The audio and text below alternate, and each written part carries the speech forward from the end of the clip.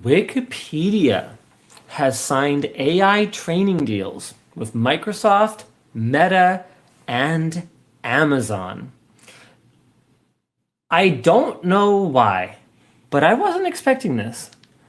I can see. Sorry, maybe I should go through the thing first, but I can. No, I'm gonna just talk about it first, and we'll see how it goes from there. I can see why they would do this because realistically, they're all going to train off of it anyway, so they might as well be paid. And Wikipedia as an organization might as well be sustainable. I'm skipping to the end here, but I think this quote is good to go now. The last note we have on here is, here's a good Jamie Wales quote. I wouldn't really want to use an AI that's trained only on X. You know, a very angry AI, blah, blah, blah. I don't know. But I think what they're saying is, like, if we have good data and this stuff is just going to be a thing anyways, maybe we should help them use the good data so it's not as bad. Well, let's walk through it. So they've struck licensing deals with major tech companies, including Microsoft, Meta, Amazon, Perplexity, and Mistral, to give them paid access to Wikipedia's huge library of articles for training AI models. The Wikimedia Foundation has not publicly shared the financial terms or exact amounts involved. This is a shift from scraping to commercial access, and these deals let companies use Wikipedia content through Wikimedia's Enterprise API at high speeds and volumes, replacing the old practice of pulling data off of the free site. The Foundation hopes that the revenue that these AI partnerships creates will help cover rising server and infrastructure costs that are at least partially driven by AI data scrapers. Wikipedia's co-founder, Jimmy Wales, says he likes that AI models train on human-curated content and sees working with AI firms as being better than blocking them as long as they help sustain the site. So, which is essentially pretty much what I said then. Yeah. Which, like, I think this is someone taking a positive take to something that sucks. But you know what? I can respect that. If you were a Wikipedia contributor, though, you're not paid, at least the vast majority are not paid.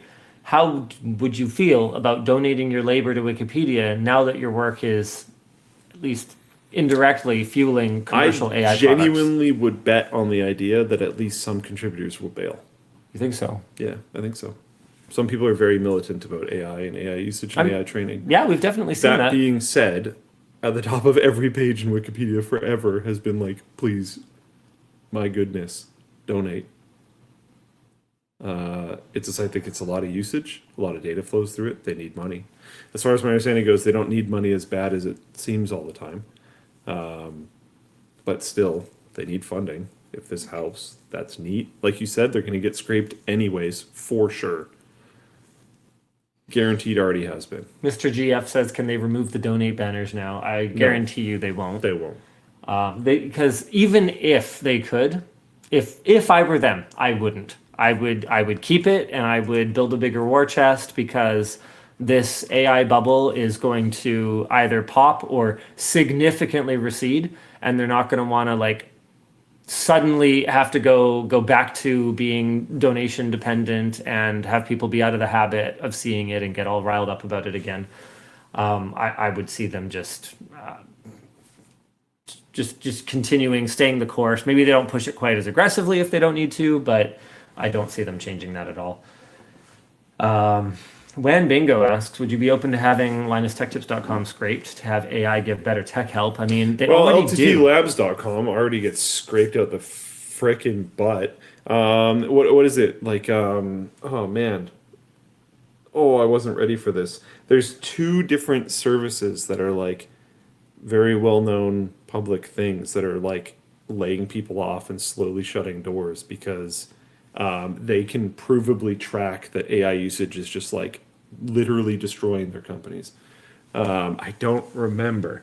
I know. Oh man, Dan will know this immediately. Yeah, Tailwind. There we go. Of course, Dan, Floatplane guy knows Tailwind. So Tailwind, that's a thing for because when you're doing AI assisted coding, it's just doing it for you.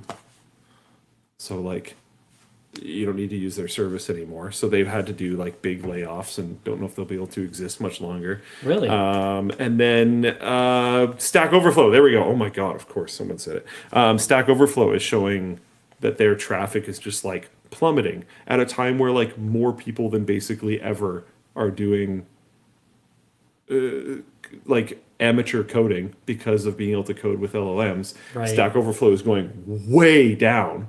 You would expect the opposite, but they're doing it with LLM support instead of searching through Q&A article things on Stack Overflow.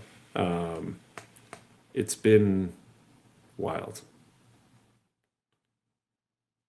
Oh, Conrad in Floatplane chat Yeah. says AI is really, really good at Tailwind. So if your AI is writing Tailwind, you don't need to view their docs, which is where Tailwind pushes their monetization. I see. Yeah, it's that's the thing about disruptive technologies is that the disruption is not equitable Yeah. and not always positive in the long term.